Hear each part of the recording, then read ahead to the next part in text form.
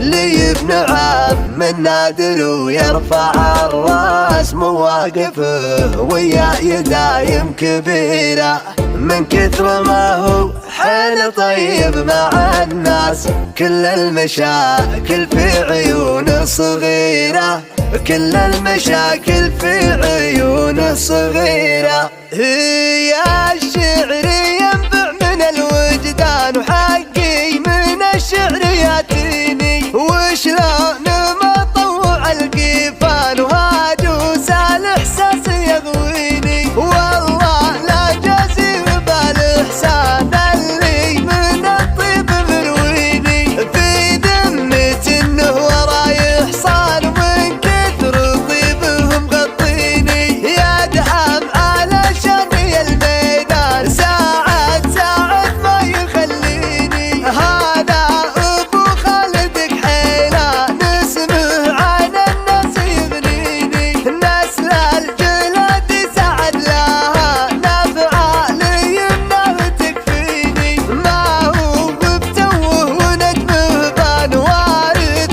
نسل الكريميني، ابن شري مكرم الضيفان مدهال ورفعي من سنيني. انا شاد انه وسيع بطان وابن شري مني يوفيني. فعل الرشيدي مع الازمان تاريخ رفعي يضويني، مرزوق قبله وشانه شان ابوه سقم المعاديني. يا جعله بجنة الرحمن ومثواه مثوى النبيين، وخواله العدة والفرسان طامي بفعله يكفيني. ساس الكرم والسم اللوشان لا جانب هدي يزيني، وشلون مفخر مع العربان وساعد عضيدي على يميني. وخاصة ابو خالد كحيلان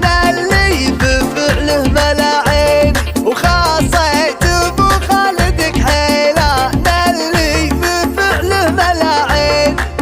الشعر ينبع من الوجدان وحقي من الشعر ياتيني، وشلون ما طوع القيفان وهاجوس الاحساس يغويني. والله لا جازي بالاحسان اللي من الطيب مرويني، في ذمة انه وراي حصان ومن كثر طيبهم غطيني. يا دعم على شاني الميدان ساعد ساعد ما يخليني. هذا ابو خالد كحيلان اسمه عن الناس يغنيني، نسل الجلاد سعد لها نافعة لي انه تكفيني. ما هو بتوه ونجمه بان وارث نسل الكريميني، ابن شري مكرم الضيفان مدهال ورفعي من سنيني. انا شاد انه وسيع